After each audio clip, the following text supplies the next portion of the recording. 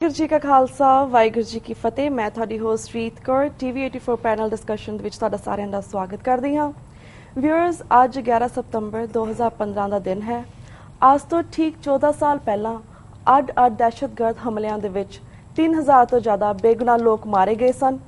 ਦਹਿਸ਼ਤਗਰਦਾਂ ਨੇ ਹਵਾਈ ਜਹਾਜ਼ਾਂ ਦੀ ਵਰਤੋਂ ਦੇ ਨਾਲ ਵਰਲਡ ਟ੍ਰੇਡ ਸੈਂਟਰ ਨਿਊਯਾਰਕ ਤੇ ਆਰਮੀ ਹੈੱਡਕੁਆਰਟਰ ਪੈਂਟਾਗਨ ਵਰਜੀਨੀਆ ਨੂੰ ਹਮਲੇ ਦਾ ਸ਼ਿਕਾਰ ਬਣਾਇਆ ਸੀ। ਅਮਰੀਕਨ ਸਿੱਖਸ ਨੇ ਜਿੱਥੇ 9/11 ਦੀ ਪੀੜ ਨੂੰ ਮਹਿਸੂਸ ਕੀਤਾ, ਉੱਥੇ ਉਹਨਾਂ ਲਈ ਇਹ ਹਮਲਾ ਹੋਰ ਵੀ ਮਾਰੂ ਸਾਬਤ ਹੋਇਆ ਜਦੋਂ ਕਿ ਸਿੱਖਾਂ ਦੇ ਖਿਲਾਫ ਨਸਲੀ ਨਫ਼ਰਤ ਦੇ ਤਹਿਤ ਹਮਲੇ ਸ਼ੁਰੂ ਹੋਏ। ਹੁਣ ਤੱਕ ਹੇਟ ਕ੍ਰਾਈਮਸ ਦੀਆਂ ਸੈਂਕੜੇ ਵਾਰਦਾਤਾਂ ਹੋ ਚੁੱਕੀਆਂ ਹਨ। ਅਜੇ 2 ਦਿਨ ਪਹਿਲਾਂ ਹੀ ਸ਼ਿਕਾਗੋ ਵਿੱਚ ਇੱਕ ਰੇਸਿਸਟ ਹਮਲਾਵਰ ਨੇ ਸਿੱਖ ਬਜ਼ੁਰਗ ਸਰਦਾਰ ਇੰਦਰਜੀਤ ਸਿੰਘ ਮੁੱਕਰ ਦੀ ਵੀ ਮਾਰ ਕੁਟਾਈ ਕੀਤੀ। ਵਿਊਅਰਸ, ਵਰ੍ਹਾ 2014 ਦੇ ਵਿੱਚ ਭਾਰਤ ਦੇ ਵਿੱਚ ਮੋਦੀ ਸਰਕਾਰ ਦੀ ਹੋਂਦ ਵਿੱਚ ਆਉਣ ਤੋਂ ਬਾਅਦ ਸਮੁੱਚੇ ਭਾਰਤੀ ਸਿਸਟਮ ਤੇ ਆਰਐਸਐਸ ਹਿੰਦੂਤਵੀ ਵਿਚਾਰਧਾਰਾ ਦਾ ਬੋਲਬਾਲਾ ਹੋ ਰਿਹਾ ਹੈ।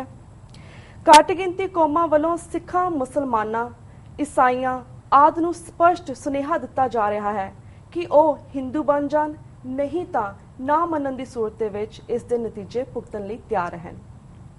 ਸਿੱਖਸ ਫॉर ਜਸਟਿਸ ਜਥੇਬੰਦੀ ਨੇ ਰੈਫਰੈਂਡਮ 2020 ਦੇ ਨਾਅਰੇ ਦੇ ਨਾਲ ਜਿੱਥੇ ਖਾਲਿਸਤਾਨ ਦੇ ਸੰਘਰਸ਼ ਨੂੰ ਅੱਗੇ ਤੋਰਿਆ ਹੈ, ਉੱਥੇ ਵਿਸ਼ੇਸ਼ ਕਰ ਯੰਗਰ ਜਨਰੇਸ਼ਨ ਨੂੰ ਕੌਮੀ ਆਜ਼ਾਦੀ ਦੇ ਨਿਸ਼ਾਨੇ ਲਈ ਵੀ ਮੋਟੀਵੇਟ ਕੀਤਾ ਹੈ। ਇਸ ਸੰਬੰਧੀ ਇੱਕ ਵੱਡੀ ਕਾਨਫਰੰਸ ਪਿਛਲੇ ਦਿਨੀ ਸੈਕਰਾਮੈਂਟੋ, ਕੈਲੀਫੋਰਨੀਆ ਵਿੱਚ ਹੋਈ, ਜਿਸ ਵਿੱਚ ਹਜ਼ਾਰਾਂ ਲੋਕਾਂ ਨੇ ਸ਼ਮੂਲੀਅਤ ਕੀਤੀ। ਸਿੱਖਸ ਫॉर ਜਸਟਿਸ ਨੂੰ ਇਹ ਕ੍ਰੈਡਿਟ ਜਾਂਦਾ ਹੈ ਕਿ ਉਹਨਾਂ ਨੇ ਮੋਦੀ ਦੀ ਲਾਸਟ ਅਮਰੀਕਾ ਕੈਨੇਡਾ ਵਿਜ਼ਿਟ ਮੌਕੇ ਉਸ ਨੂੰ ਪ੍ਰਭਾਵਸ਼ਾਲੀ ਤਰੀਕੇ ਦੇ ਨਾਲ ਚੈਲੰਜ ਕੀਤਾ ਸੀ। ਹੁਣ ਫਿਰ ਨਰਿੰਦਰ ਮੋਦੀ 25 ਸਤੰਬਰ ਨੂੰ ਯੂਨਾਈਟਿਡ ਨੇਸ਼ਨ ਵਿਖੇ ਆ ਰਿਹਾ ਹੈ। ਯੂਨਾਈਟਿਡ ਨੇਸ਼ਨ ਜਨਰਲ ਅਸੈਂਬਲੀ ਦੇ ਸੈਸ਼ਨ ਦੇ ਵਿੱਚ ਉਸਨੇ ਸ਼ਮੂਲੀਅਤ ਕਰਨੀ ਹੈ। ਇਸ ਤੋਂ ਬਾਅਦ ਉਸਨੇ ਕੈਲੀਫੋਰਨੀਆ ਦੇ ਸਿਲੀਕਨ ਵੈਲੀ ਵਿੱਚ ਵੀ ਇੱਕ ਰੈਲੀ ਨੂੰ ਸੰਬੋਧਨ ਕਰਨਾ ਹੈ। ਵਿਊਅਰਸ, ਸਿੱਖਸ ਫॉर ਜਸਟਿਸ ਦੇ ਵੱਲੋਂ ਨਿਊਯਾਰਕ ਤੇ ਬੇ ਏਰੀਆ ਦੇ ਵਿੱਚ ਦੂਸਰੀਆਂ ਸਿੱਖ ਜਥੇਬੰਦੀਆਂ ਅਤੇ ਗੁਰਦੁਆਰਾ ਕਮੇਟੀਆਂ ਦੇ ਸਹਿਯੋਗ ਦੇ ਨਾਲ ਫਰੀडम ਰੈਲੀਜ਼ ਦਾ ਆਯੋਜਨ ਕੀਤਾ ਜਾ ਰਿਹਾ ਹੈ।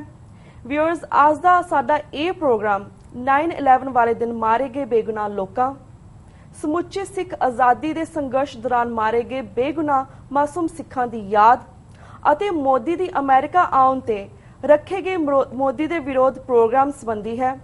ਅੱਜ ਅਸੀਂ ਇਸ ਸੰਬੰਧੀ ਸਿੱਖਸ ਫॉर ਜਸਟਿਸ ਦੇ ਲੀਗਲ ਐਡਵਾਈਜ਼ਰ ਸਰਦਾਰ ਗੁਰਪਤਵੰਤ ਸਿੰਘ ਪੰਨੂ, ਖਾਲਿਸਤਾਨ ਅਫੇਅਰਸ ਸੈਂਟਰ ਦੇ ਸੰਚਾਲਕ ਡਾਕਟਰ ਅਮਰਜੀਤ ਸਿੰਘ ਅਤੇ ਸਿੱਖਸ ਫॉर ਜਸਟਿਸ ਦੇ ਕੋਆਰਡੀਨੇਟਰ ਸਰਦਾਰ ਅਵਤਾਰ ਸਿੰਘ ਪੰਨੂ ਜੀ ਨਾਲ ਗੱਲਬਾਤ ਕਰਾਂਗੇ, ਜਿਹੜੇ ਕਿ ਇਸ ਵੇਲੇ ਸਾਡੇ ਸਟੂਡੀਓ ਦੇ ਵਿੱਚ ਮੌਜੂਦ ਹਨ। ਜੀ ਤੁਹਾਨੂੰ ਸਾਰਿਆਂ ਨੂੰ ਵਾਹਿਗੁਰੂ ਜੀ ਕਾ ਖਾਲਸਾ ਵਾਹਿਗੁਰੂ ਜੀ ਕੀ ਫਤਿਹ। ਜੀ ਵੀਰ ਜੀ, ਜਿਸ ਤਰ੍ਹਾਂ ਅਸੀਂ ਇੰਟਰੋਡਕਸ਼ਨ ਦੇ ਵਿੱਚ ਮੈਂਸ਼ਨ ਕੀਤਾ ਕਿ ਅੱਜ ਸਾਡਾ ਸਪੈਸ਼ਲ ਪ੍ਰੋਗਰਾਮ 9/11 ਦੇ ਹਵਾਲੇ ਨਾਲ ਹੋਵੇਗਾ ਤੇ ਅੱਜ 9/11 ਦਾ ਦਿਨ ਹੈ। ਸਭ ਤੋਂ ਪਹਿਲਾਂ ਡਾਕਟਰ ਅਮਰਜੀਤ ਸਿੰਘ, ਤੁਸੀਂ ਇਸ ਯਾਦ ਦੇ ਵਿੱਚ ਸਾਡੇ ਦਰਸ਼ਕਾਂ ਨੂੰ ਕੀ ਕਹਿਣਾ ਚਾਹੋਗੇ? ਦੇਖੋ, ਤੁਹਾਡੀ ਇੰਟਰੋਡਕਸ਼ਨ ਦੇ ਵਿੱਚ ਬਹੁਤ ਸਾਰੇ ਵੈਲਿਡ ਐਲੀਮੈਂਟ ਨੇ ਜਿਹੜੇ 14 ਸਾਲ ਪਹਿਲਾਂ ਜਿਹੜਾ ਦੁਖਾਂਤ ਮੇਨਲੈਂਡ ਅਮਰੀਕਾ ਦੀ ਧਰਤੀ ਤੇ ਵਾਪਰਿਆ, ਜਿਹਦੇ ਵਿੱਚ ਵਰਲਡ ਟ੍ਰੇਡ ਸੈਂਟਰ, ਪੈਂਟਾਗਨ ਔਰ ਇੱਕ ਜਹਾਜ਼ ਜਿਹੜਾ ਕਿ ਪੈਨਸਿਲਵੇਨੀਆ ਦੀਆਂ ਉੱਪਰਲੀਆਂ ਹਵਾਵਾਂ ਦੇ ਵਿੱਚ ਹੀ ਡੇਗ ਦਿੱਤਾ ਗਿਆ ਜੀ, ਔਰ ਇੱਕ ਅੰਦਾਜ਼ੇ ਮੁਤਾਬਕ 3000 ਤੋਂ ਜ਼ਿਆਦਾ ਜਿਹੜੇ ਵਿਅਕਤੀ ਨੇ ਇਸ 'ਚ ਮਾਰੇ ਗਏ। ਹਾਂਜੀ, ਵਰਲਡ ਟ੍ਰੇਡ ਸੈਂਟਰ 'ਚ ਜਿਹੜੇ ਲੋਕ ਮਾਰੇ ਗਏ ਉਹਨਾਂ 'ਚ 80 ਤੋਂ ਜ਼ਿਆਦਾ ਦੇਸ਼ਾਂ ਦੇ ਨਾਗਰਿਕ ਸਨ, ਕਿਉਂਕਿ ਇਹ ਨਾ ਸਿਰਫ ਅਮਰੀਕਾ ਦੇ ਵਪਾਰ ਦਾ ਪ੍ਰਾਈਡ ਸੀ, ਇਹ ਦੁਨੀਆ ਦੇ ਇਸ ਕਮਰਸ਼ੀਅਲ ਐਂਗਲ ਤੋਂ ਬਹੁਤ ਵੱਡਾ ਜਿਹੜਾ ਹੈ ਉਹ ਸੈਂਟਰ ਸੀ। ਸੋ ਪਹਿਲਾਂ ਤਾਂ ਅਸੀਂ ਅੱਜ ਜਦੋਂ ਕਿ ਇਕੱਲੇ ਨਿਊਯਾਰਕ ਵਿੱਚ ਨਹੀਂ, ਅਮਰੀਕਾ 'ਚ ਬਹੁਤ ਸਾਰੀਆਂ ਥਾਵਾਂ ਤੇ ਅੱਜ ਸ਼ੋਕ ਸਮਾਗਮ ਹੋ ਰਹੇ ਨੇ। ਹਾਂਜੀ, ਔਰ ਇੱਕ ਅਮਰੀਕਨ ਹੋਣ ਦੇ ਨਾਤੇ ਅਸੀਂ ਉਸ ਪੀੜ ਨੂੰ 9/11 ਦੀ ਨੂੰ 6 ਲੱਖ ਤੋਂ ਜ਼ਿਆਦਾ ਸਿੱਖ ਅਮਰੀਕਾ 'ਚ ਵਸਦੇ ਨੇ, ਉਹਨਾਂ ਨੇ ਜਰਿਆ ਮਹਿਸੂਸ ਕੀਤਾ। ਪਰ ਸਾਡੇ ਲਈ ਇਹ ਹੋਰ ਵੀ ਬਦਕਿਸਮਤੀ ਵਾਲੀ ਘੜੀ ਬਣ ਗਈ ਜਦੋਂ ਕਿ ਇਸ ਘਟਨਾ ਤੋਂ, ਹਾਲਾਂਕਿ ਇਸ ਨਿਊਯਾਰਕ ਵਰਲਡ ਟ੍ਰੇਡ ਸੈਂਟਰ ਦੇ ਇਸ ਹਾਦਸੇ 'ਚ ਵੀ ਸਿੱਖ ਮਾਰੇ ਗਏ, ਇੱਕ ਸਿੱਖ ਲੇਡੀ ਦਾ ਫॉर श्योर ਜ਼ਿਕਰ ਹੈ, ਇੱਕ ਅੱਧੇ ਸ਼ਾਇਦ ਕੋਈ ਹੋਰ ਸੱਜਣ ਨੇ ਜੀ। ਲੇਕਿਨ ਇਸ ਤੋਂ 4 ਦਿਨ ਬਾਅਦ ਅਰੀਜ਼ੋਨਾ ਸਟੇਟ ਦੇ ਮੈਸਾ ਸ਼ਹਿਰ 'ਚ ਬਲਬੀਰ ਸਿੰਘ ਸੋਢੀ ਜਿਹੜੇ ਨੇ ਉਹ ਇੱਕ ਗੋਰੇ ਹਥਿਆਰੇ ਦੀਆਂ ਗੋਲੀਆਂ ਦਾ ਸ਼ਿਕਾਰ ਹੋਏ ਜੀ। ਔਰ ਜਿਵੇਂ ਤੁਸੀਂ ਦੱਸਿਆ 2 ਦਿਨ ਪਹਿਲਾਂ ਹੀ ਸ਼ਿਕਾਗੋ 'ਚ ਇੰਦਰਜੀਤ ਸਿੰਘ ਮੁੱਕਰ, ਜਿਨ੍ਹਾਂ ਨੂੰ ਇੱਕ ਨਸਲਵਾਦੀ ਨੇ ਹਮਲੇ ਦਾ ਸ਼ਿਕਾਰ ਬਣਾਇਆ ਔਰ ਬੜੇ ਉਹਨਾਂ ਨੂੰ ਜ਼ਖਮੀ ਕੀਤਾ। ਸੋ ਇਹ ਆਪਣੇ ਆਪ 'ਚ 14 ਸਾਲਾਂ ਦੀ ਕਹਾਣੀ ਸਿੱਖ ਨੁਕਤਾ ਨਿਗਾਹ ਤੋਂ ਵੀ ਬਿਆਨ ਕਰ ਰਹੇ ਔਰ ਇਸ ਪੀਰੀਅਡ 'ਚ ਮੈਂ ਸਮਝਦਾ ਵੀ ਮੈਂ ਬੜੇ ਫਖਰ ਨਾਲ ਆਪਣੇ ਯੰਗਸਟਰਸ ਦਾ ਜਦੋਂ ਹਵਾਲਾ ਦਿੰਦਾ ਯੂਨਾਈਟਿਡ ਸਿੱਖ ਕੋਲੀਸ਼ਨ ਸੈਲਡੈਫ ਇਹ ਜਥੇਬੰਦੀਆਂ ਵਧਾਈ ਦੀਆਂ ਪਾਤਰ ਨੇ ਕਿ ਇਹਨਾਂ ਨੇ ਇੱਕਦਮ 9/11 ਤੋਂ ਬਾਅਦ ਇੱਕ ਪਾਸੇ ਘਬਰਾਹਟ ਸੀ ਸਿੱਖਾਂ ਦੇ ਵਿੱਚ ਔਰ ਸਾਡਾ ਜ਼ਾਹਰਾ ਰੂਪ ਸਿੱਖੀ ਸਰੂਪ ਸਾਨੂੰ ਆਇਡੈਂਟੀਫਾਈ ਕਰਦਾ ਸੀ। ਬਹੁਤ ਸਾਰੇ ਅਮਰੀਕਨਾਂ ਨੂੰ ਵੀ ਸਾਊਥ ਏਸ਼ੀਆ ਜਾਂ ਮਿਡਲ ਈਸਟ ਜਾਂ ਉਹ ਵੀ ਸਮਝਦੇ ਨੇ ਕਿ world is a global village and our village is that global village. ਇਹਨਾਂ ਨੂੰ ਨਾ ਕੋਈ ਬਹੁਤੇ ਕਲਚਰਸ ਦਾ ਪਤਾ ਹੈ ਨਾ ਧਰਮਾਂ ਦਾ ਪਤਾ ਹੈ ਤੇ ਸਾਡੀ ਜਿਹੜੀ ਦਿੱਖ ਹੈ ਉਹ ਜ਼ਾਹਰਾ ਤੌਰ ਦੇ ਉੱਤੇ ਜਿਹੜੇ ਇਹਨਾਂ ਨੇ ਜਿਹਨਾਂ ਨੂੰ ਦੋਸ਼ੀ ਗਰਦਾਨਿਆ ਓਸਾਮਾ ਔਰ ਤਾਲਿਬਾਨ ਔਰ ਉਹ ਦੂਸਰਾ ਸਾਰਾ ਅਲ ਕਾਇਦਾ ਉਹਨਾਂ ਦੇ ਨਾਲ ਜੋੜ ਕੇ ਸੈਂਕੜਿਆਂ ਦੀ ਗਿਣਤੀ ਦੇ ਵਿੱਚ ਜਿਹੜੀਆਂ ਹੇਟ ਕ੍ਰਾਈਮਸ ਦੀਆਂ ਵਾਰਦਾਤਾਂ ਇਸ ਪੀਰੀਅਡ 'ਚ ਹੋਈਆਂ। ਪਰ ਮੈਂ ਸਮਝਦਾ ਵੀ ਇਹ ਗੁਰੂ ਕਲਗੀਧਰ ਪਾਤਸ਼ਾਹ ਦੀ ਰਹਿਮਤ ਹੈ ਆਪਣੇ ਖਾਲਸੇ ਦੇ ਅੰਦਰ ਕਿ ਅਸੀਂ ਚੈਲੰਜ ਦੇ ਸਾਹਮਣੇ ਝੰਮਦੇ ਨਹੀਂ ਹੈ, ਚੈਲੰਜ ਦੇ ਸਾਹਮਣੇ ਗੋਡੇ ਨਹੀਂ ਟੇਕਦੇ, ਸਗੋਂ ਜਿਉਂ-ਜਿਉਂ ਮੰਨੂ ਵੱਢਦਾ ਅਸੀਂ ਦੂਣ ਸਵਾਏ ਹੋਏ। ਇਹੀ ਸਾਡੀ ਸਪਿਰਿਟ ਪੰਜਾਬ ਦੀ ਧਰਤੀ ਤੇ ਵੀ, ਇਹਦੇ ਬਾਵਜੂਦ ਕਿ 3 ਦਹਾਕਿਆਂ 'ਚ ਇੱਕ ਤੋਂ ਬਾਅਦ ਇੱਕ ਨਸਲਕੁਸ਼ੀ ਉਸ ਦਾ ਅਸੀਂ ਸ਼ਿਕਾਰ ਹੋਏ, ਪਰ ਅੱਜ ਵੀ ਸਾਡੀ ਬੁਲੰਦ ਆਵਾਜ਼ ਖਾਲਿਸਤਾਨ ਦੀ, ਰੈਫਰੈਂਡਮ 2020 ਦੀ, ਆਪਣੀ ਆਜ਼ਾਦੀ ਦੀ ਉੱਥੇ ਵੀ ਬੁਲੰਦ ਹੈ। ਔਰ ਅਮਰੀਕਾ ਜਿਨ੍ਹਾਂ 14 ਸਾਲਾਂ 'ਚ ਜਿਵੇਂ ਇਹਨਾਂ ਜਥੇਬੰਦੀਆਂ ਔਰ ਅਮਰੀਕਨ ਗੁਰਦੁਆਰਾ ਪ੍ਰਬੰਧਕ ਕਮੇਟੀ ਫਿਰ ਉਹਨਾਂ ਰਾਹੀਂ ਹੋਂਦ 'ਚ ਆਈ 50 ਮੈਂਬਰੀ US ਕਾਂਗਰੈਸ਼ਨਲ ਕਾਕਸ ਔਰ ਹੋਰ ਬਹੁਤ ਸਾਰੇ ਇੰਡੀਵਿਜੂਅਲਸ ਔਰ ਗੁਰਦੁਆਰਾ ਕਮੇਟੀਆਂ ਵੀ। ਔਰ ਇੱਕ ਗੱਲ ਮੈਂ ਕੱਲ ਦੇ ਇੱਕ ਸ਼ੋਅ 'ਚ ਵੀ ਕਹੀ ਸੀ ਕਿ ਅੰਗਰੇਜ਼ੀ ਦੀ ਇੱਕ ਐਕਸਪ੍ਰੈਸ਼ਨ ਹੈ ਕਿ ਬਲੈਸਿੰਗ ਇਨ ਡਿਸਗਾਈਜ਼ ਤੇ ਅਸੀਂ ਪੰਜਾਬੀ 'ਚ ਉਹਨੂੰ ਕਹਿੰਦੇ ਹਾਂ ਜੀ ਕੁੱਬੇ ਨੂੰ ਲੱਤ ਰਾਸ ਆਈ। ਬੇਸ਼ੱਕ ਇਹ ਇੱਕ ਸਾਡੇ ਲਈ ਬੜਾ ਟ੍ਰੈਜਿਕ ਆਵਰ ਸੀ ਅਮਰੀਕਨ ਹੋਣ ਦੇ ਨਾਤੇ ਵੀ ਔਰ ਹੇਟ ਕ੍ਰਾਈਮਸ ਦੀ ਕਹਾਣੀ ਵੀ, ਪਰ ਮੈਂ ਸਮਝਦਾ ਵੀ ਇਹ ਸਾਡਾ ਬੈਸਟ ਆਵਰ ਵੀ ਸਾਬਤ ਹੋਇਆ। ਸਿੱਖ 100 ਸਾਲ ਤੋਂ ਅਮਰੀਕਾ ਕੈਨੇਡਾ 'ਚ ਆਏ ਹੋਏ ਨੇ, ਅਸੀਂ ਗੁਰਦੁਆਰਿਆਂ 'ਚ ਬੈਠ ਕੇ ਜਕਾਰੇ ਛੱਡ ਕੇ ਘਰਾਂ ਨੂੰ ਆ ਜਾਂਦੇ ਸੀ। ਸੋ ਪਹਿਲੀ ਵਾਰ ਸੀ ਕਿ ਅਸੀਂ ਬਾਹਰ ਨਿਕਲੇ, ਨਿੱਕੇ ਨਿੱਕੇ ਪੈਂਫਲੇਟ ਛਪਾਉਣ ਦਾ ਰੁਝਾਨ ਹੋਇਆ, who are Sikhs we are Sikhs, ਉਹਦੇ 'ਚ ਸਾਡੇ ਕੈਬਾਂ ਵਾਲੇ ਵੀਰਾਂ ਨੇ ਬਹੁਤ ਵੱਡਾ ਰੋਲ ਅਦਾ ਕੀਤਾ। ਹਰ ਇੱਕ ਨੇ ਆਪਣੀ ਕੈਬ 'ਚ 100 200 ਰੱਖੇ ਹੁੰਦੇ ਸੀ ਔਰ ਸਾਰਿਆਂ 'ਚ ਡਿਸਟ੍ਰੀਬਿਊਸ਼ਨ। ਔਰ ਇਸ ਸਾਰੇ ਦਾ ਨਤੀਜਾ ਹੈ ਕਿ ਜਿੰਨੀ ਸਿੱਖੀ ਦੀ ਗੱਲ ਇਹਨਾਂ 14 ਸਾਲਾਂ 'ਚ ਹੋਈ, ਸਾਡੀ ਵੱਖਰੀ ਪਛਾਣ ਦੀ ਗੱਲ ਇੰਨੀ 100 ਸਾਲ ਦੇ ਵਿੱਚ ਨਹੀਂ ਸੀ ਹੋਈ। ਅਮਰੀਕਨ ਕਾਂਗਰਸ ਨੇ, ਸੈਨੇਟ ਨੇ ਸਿੱਖਾਂ ਦੇ ਲਈ ਮਤੇ ਕੀਤੇ ਔਰ ਈਵਨ ਜਿਹੜੀ ਵੱਡੀ ਪ੍ਰਾਪਤੀ ਸੀ ਕਿ ਪਹਿਲਾਂ ਜਦੋਂ ਹੇਟ ਕ੍ਰਾਈਮ ਦਾ ਮਾਮਲਾ ਆਉਂਦਾ ਸੀ ਕੋਈ ਸਿੱਖਾਂ ਦੀ ਅੱਡ ਕੈਟਾਗਰੀ ਨਹੀਂ ਸੀ, ਸਾਨੂੰ ਉਹ ਅਦਰਸ ਦੇ ਵਿੱਚ ਹੀ ਸ਼ਾਮਲ ਕਰ ਦਿੱਤਾ ਜਾਂਦਾ ਸੀ। ਪਰ ਇੱਕ ਕਨਸਟੈਂਟ ਲੌਬੀ ਇਸ ਮੁੱਦੇ ਦੇ ਉੱਤੇ ਹੋਈ ਔਰ ਅੱਜ ਸਾਡੀ ਉੱਥੇ ਵੀ ਵੱਖਰੀ ਪਛਾਣ ਹੈ। ਅਮਰੀਕਨ ਹਵਾਲੇ ਨਾਲ ਵੀ ਜਦੋਂ ਸਿੱਖ ਇਸ਼ੂ ਆਉਂਦੇ ਨੇ, ਜਿਵੇਂ ਇੱਕਦਮ 9/11 ਤੋਂ ਬਾਅਦ 에ਅਰਪੋਰਟਾਂ ਤੇ ਹਾਲ ਇਹ ਸੀ ਕਿ ਪੱਗਾਂ ਲੁਹਾਉਣ ਤੱਕ ਗੱਲ ਜਾਂਦੀ ਸੀ ਔਰ ਝਗੜੇ ਹੁੰਦੇ ਸੀ, ਕਈ ਜਿਹੜੇ ਨੇ ਉਹਨਾਂ ਨੇ ਟਰੈਵਲ ਕਰਨ ਤੋਂ ਨਾ ਕਰ ਦਿੱਤੀ ਸੀ। ਪਰ ਇਹ ਸਾਡੀਆਂ ਜਥੇਬੰਦੀਆਂ ਨੇ ਵਰਕਆਊਟ ਕੀਤਾ ਸਿਸਟਮ ਦੇ ਨਾਲ, ਇੱਕ ਸਿਸਟਮ ਡਿਵੈਲਪ ਕੀਤਾ ਔਰ ਅੱਜ ਅਸੀਂ ਬੜੇ ਆਪਣੇ ਮਾਣ ਦੇ ਨਾਲ ਦਸਤਾਰ ਸਜਾ ਕੇ 에ਅਰਪੋਰਟਾਂ ਚੋਂ ਗੁਜ਼ਰਦੇ। ਸੋ ਮੈਂ ਸਮਝਦਾ ਵੀ ਕਿਉਂਕਿ ਤੁਸੀਂ ਜਿੱਥੇ 3000 ਤੋਂ ਜ਼ਿਆਦਾ ਅਮਰੀਕੀ ਇਨੋਸੈਂਟ ਲੋਕਾਂ ਨੂੰ ਜਿਹੜੇ ਮਾਰੇ ਗਏ ਉਹਨਾਂ ਨੂੰ ਇਹ ਪ੍ਰੋਗਰਾਮ ਜਿਹੜਾ ਹੈ ਉਹ ਸਮਰਪਿਤ ਕੀਤਾ ਹੈ, ਉੱਥੇ ਤੁਸੀਂ ਉਹਨਾਂ ਬੇਗੁਨਾਹ ਸਿੱਖਾਂ ਦੀ ਗੱਲ ਵੀ ਕੀਤੀ ਜਿਹੜੇ ਇਹਨਾਂ ਸਾਰੇ ਦਹਾਕਿਆਂ ਦੇ ਵਿੱਚ 3 ਦਹਾਕਿਆਂ ਤੋਂ ਜ਼ਿਆਦਾ ਸਮੇਂ ਦੇ ਵਿੱਚ ਕੌਮੀ ਆਜ਼ਾਦੀ ਦੇ ਲਈ ਜੂਝੇ ਨੇ। ਅਸੀਂ ਉਹਨਾਂ ਨੂੰ ਵੀ ਆਪਣੀ ਯਾਦ 'ਚ ਲਿਆਈਏ ਕਿਉਂਕਿ ਜਦੋਂ ਅਸੀਂ ਦੁਨੀਆ ਭਰ 'ਚ ਅਨਿਆਂ ਦੇ ਖਿਲਾਫ ਜੂਝਣ ਦੀ ਗੱਲ ਕਰਦੇ ਹਾਂ ਜਾਂ ਦਹਿਸ਼ਤਗਰਦੀ ਦੇ ਖਿਲਾਫ ਲੜਾਈ ਦੀ ਗੱਲ ਕਰਦੇ ਹਾਂ ਤੇ ਫਿਰ ਮਾਰਟਨ ਲੂਥਰ ਕਿੰਗ ਦੇ ਇਹ ਸ਼ਬਦ ਬੜੇ ਭਾਵਪੂਰਤ ਨੇ ਕਿ injustice anywhere is the threat to justice everywhere. So ਅਸੀਂ ਅੱਜ ਦੇ ਇਸ ਪ੍ਰੋਗਰਾਮ ਦੇ ਸ਼ੁਰੂ ਦੇ ਵਿੱਚ ਉਹਨਾਂ ਸਾਰੇ ਮਾਸੂਮਾਂ ਨੂੰ ਸ਼ਰਧਾ ਦੇ ਫੁੱਲ ਭੇਟ ਕਰਦੇ ਔਰ ਅਸੀਂ ਇਹ ਆਸ ਵੀ ਕਰਦੇ ਹਾਂ ਕਿ ਉਹ ਤਾਕਤਾਂ ਜਿਨ੍ਹਾਂ ਨੇ ਇਸ ਕਿਸਮ ਦਾ ਅਣਮਨੁੱਖੀ ਕਹਿਰ ਇੱਕ ਥਾਂ ਤੇ ਨਹੀਂ, ਇੱਥੋਂ ਵਾਲਿਆਂ ਨੂੰ ਤਾਂ ਸਜ਼ਾ ਯਾਫਤਾ ਕਰ ਦਿੱਤਾ ਹੈ। ਜੇ ਓਸਾਮਾ ਜ਼ਿੰਮੇਵਾਰ ਸੀ, 10 ਸਾਲ ਬਾਅਦ ਜਾ ਕੇ ਇਹਨਾਂ ਨੇ ਟਾਰਗੇਟ ਕਰ ਲਿਆ, ਮਿਸ਼ਨ ਅਕੰਪਲਿਸ਼ਡ ਹੋ ਗਿਆ।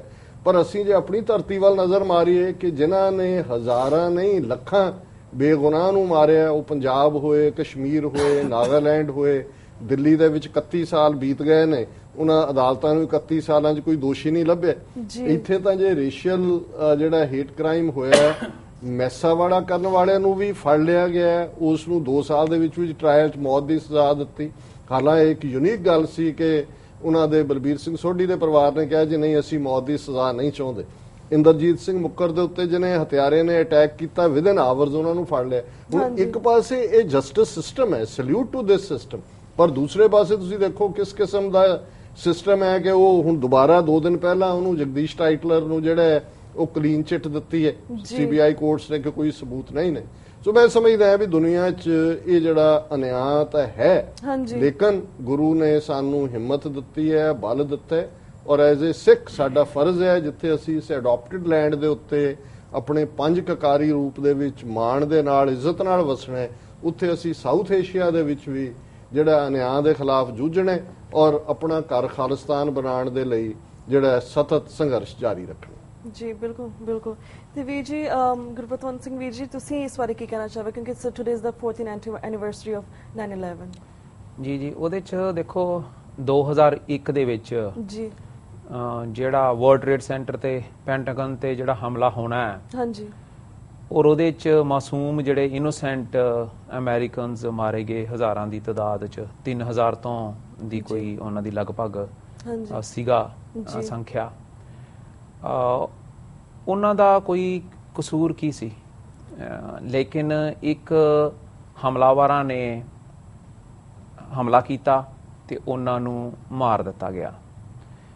ਇੱਥੋਂ ਸਾਨੂੰ ਐਜ਼ ਸਿੱਖ ਹੋਣ ਦੇ ਨਾਤੇ ਜਿਹੜਾ ਯਾਦ ਆਉਂਦਾ ਹੈ ਕਿ ਕਿਤੇ ਵੀ ਜਦੋਂ ਇਨੋਸੈਂਟ ਮਾਰਿਆ ਜਾਂਦਾ ਤੇ ਉਹਦੇ ਇਹ ਸੋਚਣਾ ਬਹੁਤ ਜ਼ਰੂਰੀ ਹੈ ਕਿ ਉਹਦੇ ਪਿੱਛੇ ਕਿਹਦਾ ਹੱਥ ਸੀ। ਜੀ ਜੇ 2001 ਦੇ ਵਿੱਚ 3000 ਤੋਂ ਵੱਧ ਇਨੋਸੈਂਟ ਮਾਰੇ ਗਏ ਤਾਂ ਅਮਰੀਕਾ ਦੀ ਸਰਕਾਰ ਨੇ ਪੂਰੀ ਦੁਨੀਆ ਭਰ ਦੇ ਵਿੱਚ ਜਿਹੜੀਆਂ ਨੀਤੀਆਂ ਚੇਂਜ ਕੀਤੀਆਂ ਤੇ ਜਿਹੜੇ ਇਨੋਸੈਂਟਸ ਦੇ ਪਿੱਛੇ ਜਾਂਦੇ ਆ ਅਮਰੀਕਨਸ ਦੇ, ਉਹਨਾਂ ਨੂੰ ਉਹਨਾਂ ਨੇ ਚੁਣ ਕੇ ਇਨਸਾਫ ਵਾਲੇ ਪਾਸੇ ਲਿਆਂਦਾ ਤੇ ਉਹਨਾਂ ਨੂੰ ਉਹਨਾਂ ਦੀਆਂ ਸਜ਼ਾਵਾਂ ਦਿੱਤੀਆਂ ਜੀ। ਪਰ ਜਿੱਦਣ ਹੀ 2001 ਹੋਇਆ ਸੀ, ਉਦੋਂ ਹੀ ਜਿਹੜਾ ਸਿੱਖ ਕੌਮ ਦਾ ਜਿਹੜਾ ਦਰਦ ਹੈ 1984 ਦਾ, ਹਾਂਜੀ, ਕਿਉਂਕਿ ਨਵੰਬਰ 1984 ਚ ਜਦੋਂ 30,000 ਤੋਂ ਵੱਧ ਸਿੱਖ, ਕਿਉਂਕਿ ਉਦੋਂ ਉਹਨਾਂ ਨੂੰ ਸਿੱਖਾਂ ਨੂੰ ਮਾਰਿਆ ਗਿਆ ਸੀ ਸਿੱਖ ਹੋਣ ਦੇ ਨਾਤੇ, ਲੇਕਿਨ ਇੱਕ ਦੇਸ਼ ਦੀ ਸਰਕਾਰ ਨੇ ਚੁਣ ਕੇ ਸਿੱਖਾਂ ਨੂੰ ਮਾਰਿਆ ਸੀ। ਸੋ ਜੇ ਆਪਾਂ ਇਹਨਾਂ ਦੋਨਾਂ ਨੂੰ ਆਪਸ ਚ ਮਿਲਾ ਕੇ ਦੇਖੀਏ ਤੇ ਮਾਰੇ ਦੋਨੋਂ ਟਾਈਮ ਇਨੋਸੈਂਟ ਗਏ।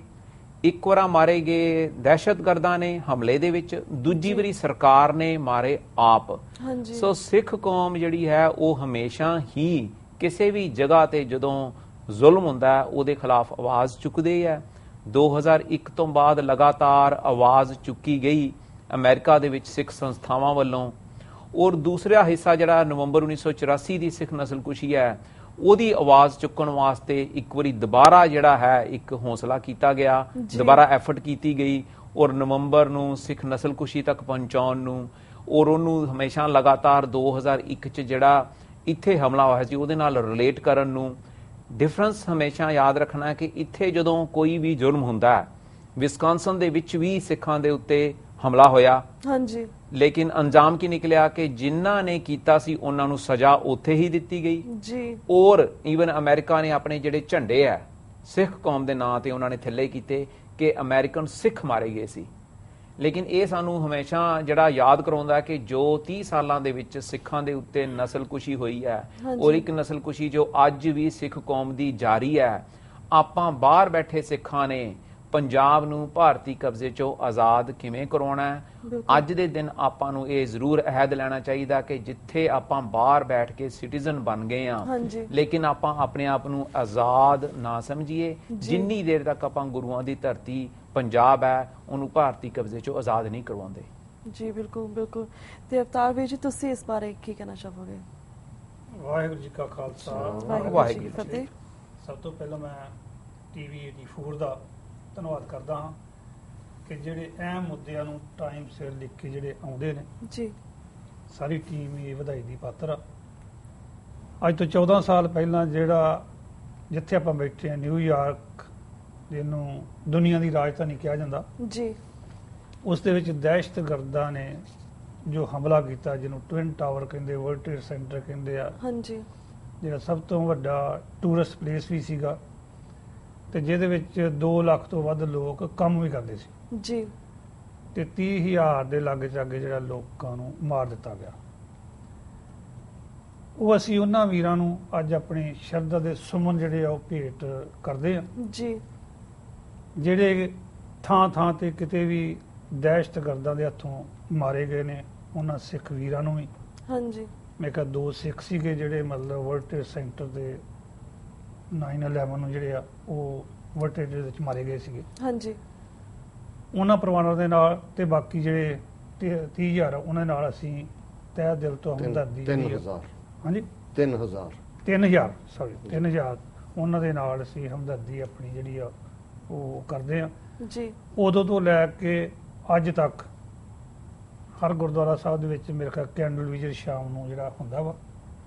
ਅੱਜ ਵੀ ਰਿਚਮੰਡ ਹਿੱਲ ਗੁਰਦੁਆਰਾ ਸਾਹਿਬ ਦੇ ਵਿੱਚ ਕੈਂਡਲ ਵਿਜੇ ਸ਼ਾਮ ਨੂੰ ਹੈਗਾ ਵਾ, ਕਿਉਂਕਿ ਸਿੱਖ ਜਿਹੜਾ ਉਹ ਬੜਾ ਜਦੋਂ ਅਟੈਕ ਕਰਕੇ ਕਿਸੇ ਨੂੰ ਮਾਰਿਆ ਜਾਂਦਾ ਇਨੋਸੈਂਟ ਨੂੰ, ਤੇ ਉਹਦੇ ਵਾਸਤੇ ਆਪਣੀ ਹਮਦਰਦੀ ਜਿਹੜੀ ਉਹ ਦਿਖਾਉਂਦੇ ਆ ਰਹੇ ਨੇ, ਦਿਖਾਉਂਦੇ ਰਹਿਣਗੇ ਜੀ। ਤੇ ਆਪਾਂ ਇਹਨਾਂ ਕੋਲ ਵੀ ਸਬਕ ਲਈਏ। ਜੇ ਇਹਨਾਂ ਨੇ ਮਤਲਬ ਟੈਰਰਿਸਟਾਂ ਨੂੰ ਜਿਨ੍ਹਾਂ ਨੇ ਅਟੈਕ ਕੀਤਾ ਸੀ ਉਹਨਾਂ ਨੂੰ ਮਾਰ ਦਿੱਤਾ ਗਿਆ ਪਿੱਛੇ ਤੱਕ ਲੈ ਕੇ ਜੀ, ਤੇ 30 ਸਾਲ ਤੋਂ ਸਾਡੇ ਵੀ ਸਿੱਖਾਂ ਨੂੰ ਮਾਰਨ ਵਾਲੇ ਅੱਜ ਉਹ ਘੁੰਮ ਰਹੇ ਹਨ। ਹਾਂਜੀ। ਅਸੀਂ ਇਹਨਾਂ ਕੋਲ ਸਬਕ ਲਈਏ ਕਿ ਅਸੀਂ ਉਹਨਾਂ ਨੂੰ ਸਜ਼ਾਵਾਂ ਕਿੱਦਾਂ ਦੇਣੀਆਂ। ਜੀ ਜੀ। ਮੈਂ ਸ਼ਰਧਾ ਸੁਮਨ ਭੇਟ ਕਰਦਾ ਉਹਨਾਂ ਸਾਰਿਆਂ ਨੂੰ ਜੀ। ਵਾਹਿਗੁਰੂ ਇਦਾਂ ਦਾ ਕਿਸੇ ਦੇ ਚੱਕਰ ਨਾ ਲਿਆਵੇ। ਜੀ ਬਿਲਕੁਲ। ਤੇ doctor Amarjit Singh, I will come back to you because ਜਿਸ ਤੁਸੀਂ ਪਹਿਲੇ ਅਮਰਜੀਤ ਖਾਨ ਨੂੰ ਕੁਐਸਚਨ ਕੀਤਾ, ਤੁਸੀਂ ਮੈਂਸ਼ਨ ਕੀਤਾ ਕਿ ਬੇਗੁਨਾਹ ਹੁੰਦਾ ਹੈ, doesn't matter where he is or where she is. ਪਰ ਜਿਸ ਤਰ੍ਹਾਂ ਇੰਡੀਆ ਦੇ ਵਿੱਚ, ਭਾਰਤ ਦੇ ਵਿੱਚ ਸਿੱਖਾਂ ਨਾਲ ਧੱਕਾ ਹੋ ਰਿਹਾ, ਬਾਕੀ ਘੱਟ ਗਿਣਤੀਆਂ ਨੂੰ ਧੱਕਾ ਹੋ ਰਿਹਾ, ਨਾਗਾ ਵਾਲਿਆਂ ਨਾਲ, ਕਸ਼ਮੀਰੀਆਂ ਦੀ ਨਸਲਕੁਸ਼ੀ ਕੀਤੀ ਜਾ ਰਹੀ ਹੈ, ਸਾਡੀ ਨਸਲਕੁਸ਼ੀ ਕੀਤੀ ਜਾ ਰਹੀ ਹੈ। ਪਰ ਜਿਸ ਤਰ੍ਹਾਂ ਅਸੀਂ ਆਪਣੀ ਆਇਡੈਂਟੀਟੀ ਤਾਂ ਦਿਖਾ ਸਕੇ ਇਸ 14 ਸਾਲਾਂ ਦੇ ਵਿੱਚ ਅਮਰੀਕਾ ਦੇ ਵਿੱਚ, ਪਰ ਜਿਸ ਤਰ੍ਹਾਂ ਸਾਡਾ ਜੈਨੋਸਾਈਡ ਹੋਇਆ ਹੈ, ਤੇ ਇੰਡੀਆ ਹਮੇਸ਼ਾ ਆਪਣੇ ਆਪ ਨੂੰ ਇੱਕ ਡੈਮੋਕ੍ਰੈਟਿਕ ਕੰਟਰੀ ਦਿਖਾਉਂਦੀ ਹੈ, ਉਸ ਨਕਾਬ ਦੇ ਵਿੱਚ ਰਹਿੰਦੀ ਹੈ, ਅਸੀਂ ਉਹ ਨਕਾਬ ਕਿਸ ਤਰ੍ਹਾਂ ਨਾ ਖੋਲ ਸਕਦੇ ਹਾਂ? ਆਪਣੇ ਬਾਰੇ ਅਸੀਂ ਕਿਸ ਤਰ੍ਹਾਂ ਗੱਲਬਾਤ ਕਰ ਸਕਦੇ, ਕਿਸ ਤਰ੍ਹਾਂ ਕੋਈ ਅਮਰੀਕਨ ਐਕਸ਼ਨ ਲਵੇ ਉਸ ਚੀਜ਼ ਦੇ ਉੱਪਰ, ਉਹ ਕਿਸ ਤਰ੍ਹਾਂ ਕਰ ਸਕਦੇ ਹਾਂ? ਦੇਖੋ, ਬੜਾ ਢੁਕਵਾਂ ਤੁਹਾਡਾ ਸਵਾਲ ਹੈ। ਬੇਸ਼ੱਕ 9/11 ਦੀ ਘਟਨਾ 'ਚ 17 ਦਹਿਸ਼ਤਗਰਦ ਇਨਵੋਲਵ ਸੀ ਜੀ। ਉਹਨਾਂ ਦੇ ਪਿੱਛੇ ਜਿਹੜੀ ਵੀ ਤਾਕਤ ਸੀ ਉਹ ਕੋਈ ਸਟੇਟ ਨਹੀਂ ਸੀ, ਸਟੇਟ ਪਾਵਰ ਨਹੀਂ ਸੀ। ਉਹਦੇ ਤੋਂ ਇੱਕ ਟਰਮ ਜਿਹੜੀ ਪਾਕਿਸਤਾਨ ਦੇ ਵਿੱਚ ਇਸਤੇਮਾਲ ਕੀਤੀ ਗਈ, ਨਾਨ ਸਟੇਟ ਐਕਟਰਸ ਜੀ। ਔਰ ਨਾਨ ਸਟੇਟ ਐਕਟਰਸ ਨੇ ਪਨਾਹ ਜ਼ਰੂਰ ਜਾ ਕੇ ਅਫਗਾਨਿਸਤਾਨ 'ਚ ਲਈ ਹੋਈ ਸੀ ਜਿੱਥੇ ਕਿ ਤਾਲਿਬਾਨ ਦੀ ਹਕੂਮਤ ਸੀ। ਸੋ ਇੱਥੋਂ ਦੇ ਸਿਸਟਮ ਨੇ ਯਕੀਨੀ ਬਣਾਇਆ ਕਿ ਨਾਨ ਸਟੇਟ ਐਕਟਰਸ ਨੂੰ ਵੀ ਔਰ ਜਿਹੜੇ ਉਹਨਾਂ ਨੂੰ ਪਨਾਹ ਦੇਣ ਵਾਲੇ ਨੇ ਉਹਨਾਂ ਨੂੰ ਅਕਾਊਂਟੇਬਲ ਠਹਿਰਾਇਆ ਜਾਏ। ਹਾਂਜੀ। ਹੁਣ ਭਾਰਤ ਦੀ ਸਥਿਤੀ ਰਾਦਰ ਵਰਸਟ ਹੈ ਕਿਉਂਕਿ ਭਾਰਤ ਇੱਕ ਸਟੇਟ ਹੈ ਜਿਹੜੀ ਕਨਸਟੀਟਿਊਸ਼ਨਲੀ ਇਲੈਕਟਿਡ ਗਵਰਨਮੈਂਟਸ ਉੱਥੇ ਹੁੰਦੀਆਂ ਨੇ। ਔਰ ਇਹ ਗੱਲ ਹੈਰਾਨੀ ਵਾਲੀ ਵੀ ਹੈ ਔਰ ਮੈਂ ਸਮਝਾਂਗਾ ਕਿ ਇੰਟਰਨੈਸ਼ਨਲ ਕਮਿਊਨਿਟੀ ਦੀ ਇਸ ਦੇ ਲਈ ਗੁਨਾਹਗਾਰਤਾ ਵੀ ਹੈ ਕਿ ਨਾਨ ਸਟੇਟ ਐਕਟਰਸ ਇੱਕ ਕਾਰਵਾਈ ਕਰਦੇ ਨੇ, ਕਿਤੇ ਆ ਕੇ ਨੁਕਸਾਨ ਕਰਦੇ ਨੇ, ਉਹਨਾਂ ਨੂੰ ਅਕਾਊਂਟੇਬਲ ਠਹਿਰਾਇਆ ਜਾਂਦਾ ਹੈ। ਬਹੁਤ ਜ਼ਰੂਰੀ ਸੀ ਠਹਿਰਾਇਆ ਜਾਣਾ। ਪਰ ਇੱਕ ਸਟੇਟ ਜਿਹੜੀ ਯੂਨਾਈਟਿਡ ਨੇਸ਼ਨਸ ਦੀ ਮੈਂਬਰ ਹੈ, ਜਿਹੜੀ ਆਪਣੇ ਆਪ ਨੂੰ largest democracy on this planet claim ਕਰਦੀ ਹੈ, ਉਹ ਲੱਖਾਂ ਲੋਕਾਂ ਨੂੰ ਵਿਦਨ ਦਾ ਮੈਪ, ਉਹ ਪੰਜਾਬ ਹੋਏ, ਕਸ਼ਮੀਰ ਹੋਏ, ਨਾਗਾਲੈਂਡ ਹੋਏ, ਅਸਾਮ ਹੋਏ, ਐਲੀਮੀਨੇਟ ਕਰ ਦਿੰਦੀ ਹੈ, ਜਿਸ ਲਈ ਟਰਮ ਸਟੇਟ ਟੈਰਰਿਜ਼ਮ ਹੈ। ਹੁਣ ਇੰਡੀਵਿਜੂਅਲ ਟੈਰਰਿਜ਼ਮ ਦਾ ਤਾਂ ਇਹਨਾਂ ਨੇ ਤੋੜ ਲੱਭ ਲਿਆ, ਬਟ ਜੇ ਸਟੇਟ ਟੈਰਰਿਜ਼ਮ ਕਰਨ ਵਾਲਿਆਂ ਨੂੰ ਇੰਟਰਨੈਸ਼ਨਲ ਕਮਿਊਨਿਟੀ ਅਕਾਊਂਟੇਬਲ ਨਹੀਂ ਠਹਿਰਾਉਂਦੀ, ਯੂਨਾਈਟਿਡ ਨੇਸ਼ਨਸ ਉਸ ਦੇ ਖਿਲਾਫ ਸੈਂਕਸ਼ਨਸ ਨਹੀਂ ਲੱਗਦੀਆਂ, ਅਮਰੀਕਾ ਜਿਹੜਾ ਉਸ ਦੇ ਨਾਲ ਵਪਾਰਕ ਸਬੰਧ ਨਹੀਂ ਤੋੜਦਾ, ਤੇ ਫਿਰ ਅਸੀਂ ਕਿਸ ਕਿਸਮ ਦਾ ਮੈਸੇਜ ਦੇ ਰਹੇ ਕਿ ਇਹ ਮੈਸੇਜ ਹੈ ਕਿ ਇੰਡੀਵਿਜੂਅਲ ਟੈਰਰਿਜ਼ਮ ਤਾਂ ਟੈਰਰਿਜ਼ਮ ਹੈ, ਪਰ ਸਟੇਟਾਂ ਦੇ ਕੋਲ ਖੁੱਲੀ ਛੁੱਟੀ ਹੈ ਵੀ ਤੁਸੀਂ ਸਟੇਟ ਟੈਰਰ ਦੇ ਥੱਲੇ ਕੋਈ ਨੇਸ਼ਨ ਮਾਰ ਦਿਓ, ਉਹਨਾਂ ਦਾ ਧਾਰਮਿਕ ਸਥਾਨ ਜਿਹੜਾ ਟੈਂਕਾਂ ਤੋਪਾਂ ਨਾਲ ਉਡਾ ਦਿਓ, ਇਨੋਸੈਂਟ ਸਿਟੀਜ਼ਨਸ ਨੂੰ ਤੁਸੀਂ ਦੇਸ਼ ਭਰ ਦੀਆਂ ਸੜਕਾਂ, ਗਲੀਆਂ, ਕੂਚਿਆਂ ਦੇ ਵਿੱਚ ਜਿਹੜਾ ਗਲਾਂ 'ਚ ਟਾਇਰ ਪਾ ਕੇ ਸਾੜ ਦਿਓ। ਸੋ ਮੈਂ ਸਮਝਦਾ ਵੀ ਇਹੀ ਜਿਹੜਾ ਜਦੋਂ ਅਸੀਂ ਦੁਨੀਆ 'ਚ ਈਵਨ ਸੈਕੰਡ ਵਰਲਡ ਵਾਰ ਤੋਂ ਬਾਅਦ ਇਹ ਨਾਰਾ ਆਇਆ ਸੀ ਜੀ ਨੈਵਰ ਅਗੇਨ, ਕਿ ਜੀ ਹੋਲੋਕਾਸਟ ਹੋਈ, ਯਹੂਦੀ ਮਾਰੇ ਗਏ, ਜਿਪਸੀ ਮਾਰੇ ਗਏ, ਮੈਂ ਸਮਝਦਾ ਵੀ it is happening again and again and again and in the name of democracy. ਹੁਣ ਦੂਸਰਿਆਂ ਨੂੰ ਤਾਂ ਤੁਸੀਂ ਕੋਈ ਮਜ਼ਹਬ ਨਾਲ ਜੋੜ ਦਿੱਤਾ ਹੈ ਜੀ, ਫਲਾਣੀ ਦਹਿਸ਼ਤਗਰਦੀ ਤੇ ਢਿਮਕੀ ਦਹਿਸ਼ਤਗਰਦੀ, ਤੇ ਉੱਥੇ ਡੈਮੋਕ੍ਰੇਸੀ ਦੇ ਨਾਂ ਥੱਲੇ ਕਿਸ ਕਿਸਮ ਦਾ ਸਿਸਟਮ ਹੈ। ਸੋ ਮੈਂ ਸਮਝਦਾ ਵੀ ਇਹ ਇੰਟਰਨੈਸ਼ਨਲ ਕਮਿਊਨਿਟੀ ਦੀ ਇਹ ਨਹੀਂ ਹੈ ਵੀ ਇਹਨਾਂ ਨੂੰ ਪਤਾ ਨਹੀਂ ਹੈ, ਇਹ ਅੱਖਾਂ ਬੰਦ ਕਰਨੇ, ਇਹ ਪੈਟੀ ਬਿਜ਼ਨਸ ਇੰਟਰਸਟ ਨੇ, ਇਹ ਮਲਟੀਨੈਸ਼ਨਲ ਕੰਪਨੀਆਂ ਦੇ ਹਿੱਤ ਜੁੜੇ ਹੋਏ ਨੇ ਕਿ ਉਹਨਾਂ ਨੂੰ ਤੁਸੀਂ ਆਫ ਦਾ ਹੁੱਕ ਕੀਤਾ। ਪਰ ਇਹ ਕੀ ਕਰਨਗੇ ਕੀ ਨਹੀਂ ਕਰਨਗੇ, ਪਰ ਸਿੱਖ ਕੌਮ ਦਾ ਨਿਸ਼ਾਨਾ ਬੜਾ ਕਲੀਅਰ ਹੈ, 18ਵੀਂ ਸਦੀ 'ਚ ਵੀ ਬੜਾ ਕਲੀਅਰ ਹੈ। ਉਹ ਮੁਗਲ ਹੋਣ, ਅਫਗਾਨ ਹੋਣ, ਅਸੀਂ ਅਕਾਊਂਟ ਸੈਟਲ ਕਰਨਾ ਜਾਣਦੇ, ਔਰ ਜੋ ਵੀ ਅਸੀਂ ਕਰਾਂਗੇ within the ambit of the international law. ਔਰ ਇੰਟਰਨੈਸ਼ਨਲ ਲਾਅ ਜਿਹੜਾ ਹੈ ਉਹ ਸਾਨੂੰ ਹੱਕ ਦਿੰਦਾ ਹੈ ਕਿ ਦੋਸ਼ੀ ਨੂੰ ਸਜ਼ਾ ਯਾਫਤਾ ਕਰਨਾ। ਕੁਛ ਨੂੰ ਜਿਹੜਾ ਹੈ ਉਹ ਲਗਾਤਾਰਤਾ ਦੇ ਨਾਲ ਜਦੋਂ ਸਾਡੇ ਕੋਲ ਇੰਨੀ ਪਾਵਰ ਆਈ ਕਿ ਅਸੀਂ ਇੰਟਰਨੈਸ਼ਨਲ ਕ੍ਰਿਮੀਨਲ ਕੋਰਟਸ ਦੇ ਵਿੱਚ ਇਹਨਾਂ ਦੇ ਗਲਾਂ 'ਚ ਰੱਸੀ ਪਾ ਕੇ ਇਹਨਾਂ ਨੂੰ ਘੜੀਸ ਕੇ ਲਿਆ ਸਕੇ, ਜਿਵੇਂ ਕਿ ਨਾਜ਼ੀਆਂ ਨੂੰ ਯਹੂਦੀ ਲੈ ਕੇ ਗਏ ਨੇ ਇਜ਼ਰਾਈਲ, ਜਾਂ ਅਸੀਂ ਕਦੇ ਆਪਣੇ ਆਜ਼ਾਦ ਮੁਲਕ ਖਾਲਿਸਤਾਨ 'ਚ ਇਹਨਾਂ ਨੂੰ ਜਿਹੜਾ ਜਿੱਥੇ ਮਰਜ਼ੀ ਲੁਕੇ ਹੋਏ ਲੈ ਕੇ ਜਾਵਾਂਗੇ। ਪਰ ਇਹਦੇ 'ਚ ਕੋਈ ਸ਼ੱਕ ਨਹੀਂ ਹੈ ਕਿ ਇਸ ਮਾਮਲੇ 'ਚ ਇੰਟਰਨੈਸ਼ਨਲ ਕਮਿਊਨਿਟੀ, ਯੂਨਾਈਟਿਡ ਨੇਸ਼ਨਸ ਔਰ ਈਵਨ ਯੂਨਾਈਟਿਡ ਸਟੇਟਸ ਦੇ ਜਿਹੜੇ opinion maker, decision maker, law maker ਨੇ, ਉਹ ਪੂਰੀ ਤਰ੍ਹਾਂ ਫੇਲ ਹੋਏ ਨੇ ਉਸ ਸਟੇਟ ਟੈਰਰ ਕਰਨ ਵਾਲੀ ਸਟੇਟ ਨੂੰ ਅਕਾਊਂਟੇਬਲ ਨਾ ਬਣਾਉਣ। ਜੀ ਜੀ, ਤਾਂ ਗੁਰਪਤਵੰਤ ਸਿੰਘ ਵੀਰ ਜੀ ਤੁਹਾਡੇ ਕੋਲ ਅਸੀਂ ਜਾਣਨਾ ਚਾਹਾਂਗੇ, ਜਿਸ ਤਰ੍ਹਾਂ ਆਪਾਂ ਗੱਲ ਕੀਤੀ ਕਿ ਸਾਡਾ ਨਿਸ਼ਾਨਾ ਬਹੁਤ ਕਲੀਅਰ ਹੈ, ਖਾਲਿਸਤਾਨ ਤੇ ਪਹਿਰਾ ਦਿੰਦੇ ਹਾਂ। ਤੁਸੀਂ ਰੈਫਰੈਂਡਮ 2020 ਦੀ ਵੀ ਗੱਲ ਕਰਦੇ ਹੋ, ਇਸ ਸੰਬੰਧੀ ਤੁਸੀਂ 16 ਅਗਸਤ ਨੂੰ ਸੈਕਰਾਮੈਂਟੋ ਵਿਖੇ ਇੱਕ ਰੈਫਰੈਂਡਮ ਦੇ ਹਵਾਲੇ ਦੇ ਨਾਲ ਕਾਨਫਰੰਸ ਵੀ ਕੀਤੀ ਸੀ। ਅਸੀਂ ਚਾਹਾਂਗੇ ਸਾਡੇ ਦਰਸ਼ਕਾਂ ਨੂੰ ਦੱਸੋ ਕਿ ਇਹ ਕਾਨਫਰੰਸ ਕਿਵੇਂ ਰਹੀ, ਇਸ ਦਾ ਪੂਰਾ ਵੇਰਵਾ ਸਾਡੇ ਨਾਲ ਸ਼ੇਅਰ ਕਰੋ। ਦੇਖੋ, ਜਿਹੜੀ 16 ਅਗਸਤ ਨੂੰ ਬੇ ਏਰੀਆ ਸੈਕਰਾਮੈਂਟੋ ਦੇ ਵਿੱਚ ਜੀ ਇੱਕ ਰੈਫਰੈਂਡਮ ਕਾਨਫਰੰਸ, ਸਵਰਨਟੀ ਕਾਨਫਰੰਸ 2020 ਤੇ ਜਿਹੜੀ ਕੀਤੀ ਗਈ ਸੀ, ਉਹ ਬੇ ਏਰੀਆ ਦੀਆਂ ਸਮੂਹ ਸਿੱਖ ਸੰਗਤਾਂ, ਚਾਹੇ ਉਹ ਫਰੈਜ਼ਨੋ ਤੱਕ ਸੀ ਜਾਂ ਸੈਨ ਫਰਾਂਸਿਸਕੋ ਤੱਕ ਸੀ, ਉਹਨਾਂ ਦੇ ਸਹਿਯੋਗ ਨਾਲ ਕੀਤੀ ਗਈ। ਔਰ ਉਸ ਕਾਨਫਰੰਸ ਦੇ ਵਿੱਚ 2000 ਤੋਂ ਵੱਧ ਸਿੱਖ ਸੰਗਤ ਜਿਹੜੀ ਆ ਉਹਨਾਂ ਨੇ ਪਹੁੰਚ ਕੇ ਹਾਜ਼ਰੀਆਂ ਭਰੀਆਂ। ਔਰ ਇਸ ਗੱਲ ਦੇ ਉੱਤੇ ਉਹਨਾਂ ਨੇ ਅਹਿਦ ਲਿਆ ਕਿ ਪੰਜਾਬ ਨੂੰ ਭਾਰਤ ਦੇ ਕਬਜ਼ੇ ਚੋਂ ਅਸੀਂ ਆਜ਼ਾਦ ਕਰਵਾਉਣ ਤੱਕ ਜਿਹੜਾ ਹੈ ਉਹ ਸਾਥ ਨਿਭਾਵਾਂਗੇ। ਹਾਂਜੀ। ਔਰ ਅਗਸਤ ਦੇ ਵਿੱਚ ਰੈਫਰੈਂਡਮ ਕਾਨਫਰੰਸ ਕਰਨ ਦਾ ਮਕਸਦ ਸੀ ਕਿ ਜਦੋਂ 1947 ਦੇ ਵਿੱਚ ਭਾਰਤ ਆਜ਼ਾਦ ਹੁੰਦਾ ਹੈ ਔਰ ਸਿੱਖ ਕੌਮ ਨੂੰ ਉਸੇ ਦਿਨ ਤੋਂ ਆਪਣੀ ਗੁਲਾਮੀ ਦਾ ਜਿਹੜਾ ਹੈ ਅਹਿਸਾਸ ਦੁਬਾਰਾ ਹੁੰਦਾ ਹੈ, ਜੀ ਅਸੀਂ ਸਿੱਖ ਕੌਮ ਜਿਹੜੀ ਹੈ ਭਾਰਤ ਦੀ ਹੋਂਦ ਨੂੰ ਤੇ ਭਾਰਤ ਦੇ ਸੰਵਿਧਾਨ ਨੂੰ ਠੁਕਰਾ ਚੁੱਕੇ ਆ ਜੀ। ਔਰ 70 ਸਾਲ ਹੋ ਗਏ ਆ ਸਿੱਖ ਕੌਮ ਨੂੰ ਆਪਣੀ ਪੰਜਾਬ ਨੂੰ ਆਜ਼ਾਦ ਕਰਾਉਣ ਲਈ ਤੇ ਇੱਕ ਅਲੱਗ ਸਿੱਖ ਰਾਜ ਖਾਲਿਸਤਾਨ ਕਾਇਮ ਕਰਨ ਲਈ। ਹਾਂਜੀ। ਅਸੀਂ ਆਉਣ ਵਾਲੇ ਸਮੇਂ ਦੇ ਵਿੱਚ ਇਹ ਗੱਲ ਜਿਹੜੀ ਹੈ 2020 ਤੱਕ ਹਰ ਸਿੱਖ ਕੌਮ ਦੇ ਘਰ ਤੱਕ ਪਹੁੰਚਾਣੀ ਹੈ ਕਿ ਸਿੱਖ ਕੌਮ ਗੁਲਾਮ ਹੈ ਔਰ ਇਸ ਦਾ ਇੱਕੋ ਇੱਕ ਹੱਲ ਹੈ ਕਿ ਪੰਜਾਬ ਜਿਹੜਾ ਹੈ ਉਹ ਵੋਟਾਂ ਦੇ ਆਧਾਰ ਦੇ ਉੱਤੇ ਆਜ਼ਾਦ ਹੋਣਾ ਚਾਹੀਦਾ ਹੈ। ਬਿਲਕੁਲ ਬਿਲਕੁਲ। ਤੇ ਵੀਰ ਜੀ, ਜਿਸ ਤਰ੍ਹਾਂ ਅਸੀਂ ਇੰਟਰੋਡਕਸ਼ਨ ਦੇ ਵਿੱਚ ਗੱਲ ਕੀਤੀ ਸੀ ਕਿਸ ਤਰ੍ਹਾਂ ਪਿਛਲੀ ਵਾਰ ਜਦੋਂ ਨਰਿੰਦਰ ਮੋਦੀ ਅਮਰੀਕਾ ਜਾਂ ਕੈਨੇਡਾ ਫੇਰ ਤੇ ਆਇਆ ਸੀ 6 ਫॉर ਜਸਟਿਸ ਵੱਲੋਂ ਤੇ ਬਾਕੀ ਜਥੇਬੰਦੀਆਂ ਦੇ ਸਹਿਯੋਗ ਦੇ ਨਾਲ ਤੁਸੀਂ ਬਹੁਤ ਪ੍ਰਭਾਵਸ਼ਾਲੀ ਤਰੀਕੇ ਦੇ ਨਾਲ ਰੈਲੀਜ਼ ਕੀਤੀ ਸੀਗੀ, ਪਰ ਜਿਸ ਤਰ੍ਹਾਂ ਹੁਣ ਪਤਾ ਲੱਗਾ ਹੈ ਕਿ ਨਰਿੰਦਰ ਮੋਦੀ ਵਾਪਿਸ 25 ਸਤੰਬਰ ਨੂੰ ਆ ਰਿਹਾ ਹੈ ਯੂਨਾਈਟਿਡ ਨੇਸ਼ਨ ਦੇ ਮੋਰੇ, ਐਂਡ ਤੁਸੀਂ ਇਸ ਸੰਬੰਧੀ ਰੈਲੀਜ਼ ਵੀ ਰੱਖੀਆਂ ਨੇ, ਪ੍ਰੋਟੈਸਟ ਰੱਖੇ ਨੇ, ਪ੍ਰੋਗਰਾਮਸ ਰੱਖੇ ਨੇ। ਅਸੀਂ ਚਾਹਾਂਗੇ ਕਿ ਇਹਨਾਂ ਸੰਬੰਧੀ ਸਾਡੇ ਦਰਸ਼ਕਾਂ ਨੂੰ ਵੀ ਜਾਣਕਾਰੀ ਤੁਸੀਂ ਦਿਓ। ਜੀ, ਸਭ ਤੋਂ ਪਹਿਲਾਂ ਤੇ ਜੀ ਸਿੱਖ ਸੰਗਤ ਦਾ ਤੇ ਸਮੂਹ ਜਿਹੜੀਆਂ ਪੰਥਕ ਜਥੇਬੰਦੀਆਂ ਦਾ, ਉਹਨਾਂ ਦਾ ਅਸੀਂ ਧੰਨਵਾਦੀ ਹਾਂ। ਗੁਰਦੁਆਰਾ ਸਾਹਿਬਾਨ ਕਮੇਟੀਆਂ ਦਾ ਜਿਹੜੇ ਕਿ ਇੱਕ ਅਲੱਗ ਸਿੱਖ ਰਾਜ ਖਾਲਿਸਤਾਨ ਦੇ ਲਈ ਖਲੋਂਦੇ ਹਮੇਸ਼ਾ। ਹਾਂਜੀ। ਔਰ ਉਸੇ ਤਰੀਕੇ ਨਾਲ ਇਸ ਵਾਰੀ ਵੀ 25 ਸਤੰਬਰ ਨੂੰ ਯੂਨਾਈਟਿਡ ਨੇਸ਼ਨਸ ਦੇ ਹੈੱਡਕੁਆਰਟਰ ਸਾਹਮਣੇ ਇੱਕ ਇਕੱਠ ਜਿਹੜਾ ਹੈ ਸਿੱਖ ਫਰੀडम ਰੈਲੀ ਫਾਰ ਖਾਲਿਸਤਾਨ ਜਿਹੜੀ ਹੈ ਉਹਦੀ ਡਿਕਲੇਰੇਸ਼ਨ ਹੋਈ ਹੈ ਜੀ। ਔਰ ਉਹਦੇ ਵਿੱਚ ਆਪਣੀਆਂ ਸਿੱਖ ਜਥੇਬੰਦੀਆਂ, ਪੰਥਕ ਸਿੱਖ ਸੁਸਾਇਟੀ ਭਾਈ ਹਿੰਮਤ ਸਿੰਘ ਹੋਰੀ, ਸ਼੍ਰੋਮਣੀ ਅਕਾਲੀ ਦਲ ਅੰਮ੍ਰਿਤਸਰ ਜਿਨ੍ਹਾਂ ਦੇ ਭਾਈ ਬੂਟਾ ਸਿੰਘ ਤੇ ਭਾਈ ਸੁਰਜੀਤ ਸਿੰਘ ਕਲਾਰ, ਆਪਣੀ ਸਿੱਖ ਯੂਥ ਆਫ ਅਮਰੀਕਾ ਭਾਈ ਜਸਬੀਰ ਸਿੰਘ, ਇਹਨਾਂ ਸਾਰਿਆਂ ਨੇ ਇਕੱਠੇ ਹੋ ਕੇ ਤੇ ਜਿਹੜੀਆਂ ਆਪਣੇ ਗੁਰਦੁਆਰਾ ਸਾਹਿਬਾਨ ਦੀਆਂ ਕਮੇਟੀਆਂ ਉਹਨਾਂ ਨੇ ਇਕੱਠੇ ਹੋ ਕੇ ਇਹ ਫੈਸਲਾ ਲਿਆ ਹੈ ਕਿ 25 ਤਰੀਕ ਨੂੰ ਇੱਕ ਬਹੁਤ ਵੱਡਾ ਇਕੱਠ ਜਿਹੜਾ ਹੈ ਉਹ ਕੀਤਾ ਜਾਏਗਾ। ਔਰ ਇਕੱਠ ਦਾ ਜਿਹੜਾ ਮਕਸਦ ਹੈ ਉਹ ਹਮੇਸ਼ਾ ਲਗਾਤਾਰ ਇਹ ਨਹੀਂ ਵੀ ਨਰਿੰਦਰ ਮੋਦੀ ਨੇ ਉੱਥੇ ਘੱਟ ਗਿਣਤੀਆਂ ਦਾ ਜਿਹੜੀ ਹੈ ਕਤਲੋ-ਗਾਰਤ ਕੀਤੀ ਹੈ ਤੇ ਅਸੀਂ ਨਰਿੰਦਰ ਮੋਦੀ ਦੇ ਖਿਲਾਫ ਖਲੋਤੇ ਹਾਂ। ਅਸੀਂ ਉਸ ਦੇਸ਼ ਦੇ ਖਿਲਾਫ ਜਿਹੜੀ ਹੈ ਇਹ ਜਦੋਜਹਿਦ ਚਲਾਈ ਹੋਈ ਹੈ, ਉਸ ਸਿਸਟਮ ਦੇ ਖਿਲਾਫ ਇਹ ਜਦੋਜਹਿਦ ਚਲਾਈ ਹੋਈ ਹੈ ਜਿਹੜੀ ਕਿ ਸਿੱਖਾਂ ਨੂੰ ਗੁਲਾਮ ਕਰਕੇ ਬੈਠੀ ਹੈ, ਸਿੱਖਾਂ ਨੂੰ ਸਿੱਖ ਹੋਣ ਦੇ ਨਾਤੇ ਉਹਨਾਂ ਤੇ ਲਗਾਤਾਰ ਨਸਲਕੁਸ਼ੀ ਕਰ ਰਹੀ ਹੈ। ਔਰ ਮਕਸਦ ਸਾਡਾ ਜਿਹੜਾ ਹੈ ਉਹ ਪੰਜਾਬ ਨੂੰ ਆਜ਼ਾਦ ਕਰਾਉਣਾ ਹੈ। ਇਸ ਤੱਥ ਦੇ ਉੱਤੇ ਜਿਹੜੀ ਹੈ ਇੱਕ ਸਿੱਖ ਜਿਹੜੀ ਰੈਲੀ ਹੈ ਫਰੀडम ਰੈਲੀ ਉਹ 25 ਸਤੰਬਰ ਨੂੰ ਯੂਨਾਈਟਿਡ ਨੇਸ਼ਨਸ ਹੈੱਡਕੁਆਰਟਰ ਦੇ ਸਾਹਮਣੇ ਜਿਹੜੀ ਕੀਤੀ ਜਾਏਗੀ। ਜੀ ਜੀ, ਮੇਰਾ ਖਿਆਲ ਹੈ ਜੇ ਤੁਸੀਂ ਉਹਦਾ ਵਕਤ ਵੀਰ ਜੀ ਐਕਚੁਅਲੀ ਸਾਡਾ ਵਕਤ ਹੋ ਗਿਆ ਬ੍ਰੇਕ ਦਾ, ਬ੍ਰੇਕ ਤੋਂ ਬਾਅਦ ਸਾਨੂੰ ਅਸੀਂ ਹੋਰ ਵੀ ਡੀਟੇਲ ਦੇ ਵਿੱਚ ਇਸ ਰੈਲੀ ਦੇ ਬਾਰੇ ਜਾਣਕਾਰੀ ਲਵਾਂਗੇ। ਸਾਡਾ ਵਕਤ ਹੋ ਗਿਆ ਬ੍ਰੇਕ ਦਾ, ਸੋ ਬ੍ਰੇਕ ਤੋਂ ਬਾਅਦ ਇਸ ਬਾਰੇ ਗੱਲਬਾਤ ਕਰਾਂਗੇ। ਸੋ ਸਾਨੂੰ ਇਸੇ ਤਰ੍ਹਾਂ ਤੁਸੀਂ ਜੁੜੇ ਰਹੋ। ਵਿਊਅਰਸ, ਵਕਤ ਹੋ ਗਿਆ ਇੱਕ ਛੋਟੇ ਜਿਹੇ ਬ੍ਰੇਕ ਦਾ। Keep watching TV 84 special and we'll be right back after a short break.